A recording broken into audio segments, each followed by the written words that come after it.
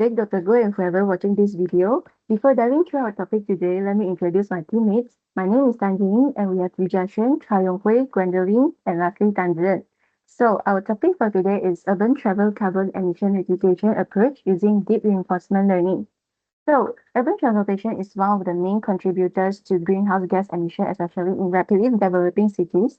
As urbanization accelerates, daily commuting and logistic activities lead to significant carbon output. And managing this emission has become crucial for achieving global climate goals and building sustainable cities. And why is it so important? Urban travel carbon emission are closely linked to how land use and transportation systems are planned. The structure of a city where people live, work, and access services are directly affecting travel distance, travel mode, and overall carbon output. Therefore, optimizing land use patterns and urban layouts is a crucial step toward building greener cities. So, this research provides a new perspective for urban emission control by integrating DRL with real urban data, and it not only demonstrates how AI can autonomously explore low carbon spatial configuration, but also offers practical insight for policymakers to design more sustainable and adaptive urban environments.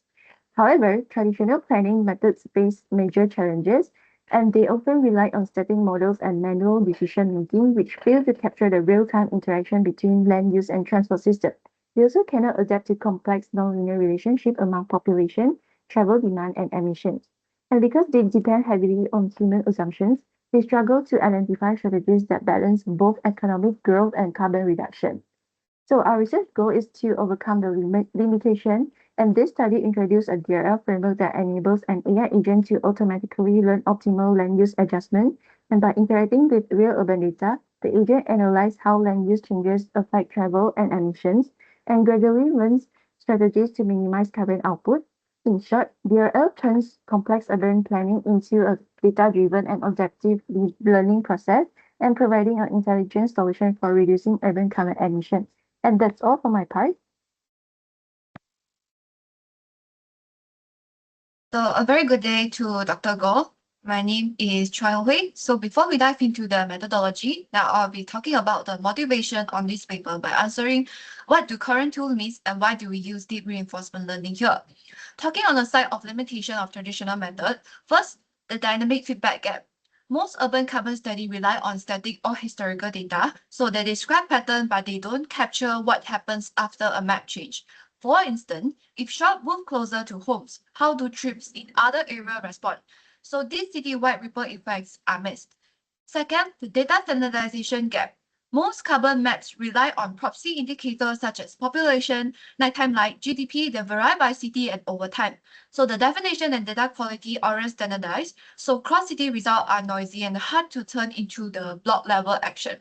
So third, actionability gap. Many AI models forecast emission, but since they don't interact with the city environment, they can't recommend specific map edits. For example, what to change and where.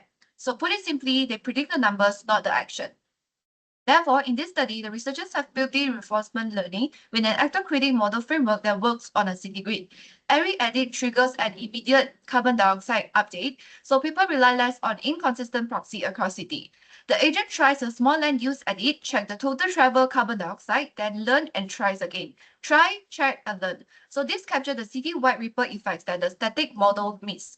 The DRL also will be returning specific map edit, which is what I have emphasized on the limitation. They tell the researchers what to change and where.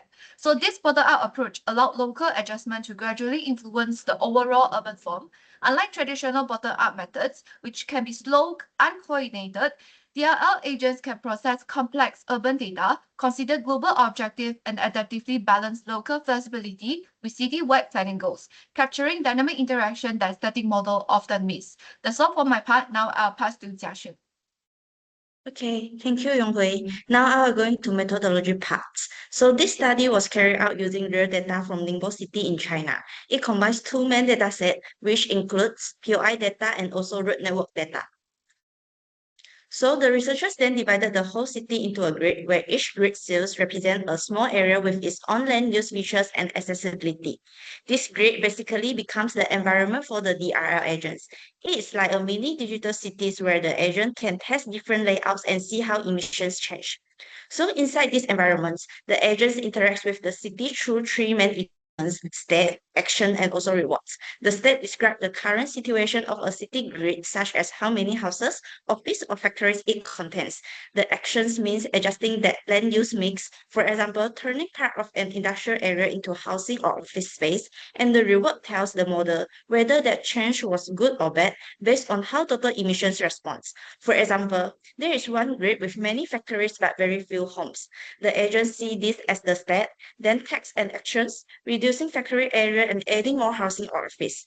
After the system recalculates travel emissions, if the emissions decrease, the model gets a positive rewards. If it increase, it gets a negative rewards. This way, the agents start to understand how different land use adjustment influence emissions across the city. To train the agents, the study used an actor-critic framework. On the right, we can see how it works in the actor-critic setup. The environment sends a state, the actor makes a decision, and the critic evaluates the results. Through this continuous feedback loop, the model learns the best city layout for reducing travel-related emissions. That sums out how the system was designed and trained. Now I'll pass it to Gwendolyn. Thank you, Jiaxuan. I'm Gwendolyn. Now let's delve into experiment and testing with me. Two gamma values has been chosen for this experiment, which are 0.9 short-term strategy and 0.99 long-term strategy. During training, the total reward increases steadily after some early fluctuations, while both actor and critic losses start unstable but gradually decline as learning progress. And the cell selection tendencies are random at first, but become stable later. Both figures shows that the agent gradually learn a consistent strategy for choosing which city cells to modify to reduce the travel emission. This is the discussion and the finding selections. After only 10 actions, carbon emission drops by 0.47% for short-term gamma and 0.61% for long-term gamma, which have a significant impact on the overall travel carbon emission. Both agents tend to create a more centralized urban form, which helps to reduce travel-related carbon emission. Short-term gamma tends to add more amenities near large residential area, making daily needs reachable within 15 minutes. It focuses on immediate improvements, while long-term gammas tend to reduce the size and the number of suburban facilities to reshape future travel patterns. It focuses on more sustained emission reduction over time. In short, the DRL agent proves effective in learning urban planning strategies that can reduce carbon emission. Next, I will pass to Zi'en to conclude our presentation. Thank you, Gwendolyn. All right, so now let's wrap everything up together. So from this study, the first thing we understood is that DRL is an advanced AI that actually learns and does something, not just predicting numbers. This could further be justified by how DRL is being utilized in this project. Firstly, it slowly adjusts the city layout to achieve one main goal, which is to reduce travel carbon. Also, we learned that one small tweak could already make a huge difference in the result. This particular tool is especially good for city planners as they get to test ideas safely before touching anything in real life, which is honestly just so convenient. You can take it as something like how waste works, but for city planning instead of cars. Next, what really stood out to us is how the system keeps learning and improving over time. Like try and error concept, it learns from mistakes and gets smarter over time. Also, planners can see problems before they ever happen and adjust anything necessary. They can also switch between short-term or long-term planning by just tuning the gamma value, which is very practical for planners with different focuses. Though the model sounds perfect, it has some gaps worth noticing. Firstly, it assumes the road and transport system don't change, which isn't realistic. Other than that, it also doesn't include external things like costs, government rules, or how people might react to the plan. Like we know, not everyone like changes. Also, since this project was only tested in Ningbo, we don't know if it behaves the same everywhere. So adding more human and environmental factors would definitely make it more complete. To me, a city shouldn't be something fixed. It should learn and adapt over time. This model feels like giving planners a smart assistant that helps them make better decisions using real data. Though it's not perfect, but the direction is good.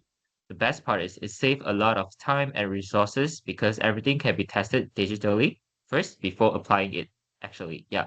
So a smarter city isn't the one that grows the fastest, it's the one that learns better. Thank you.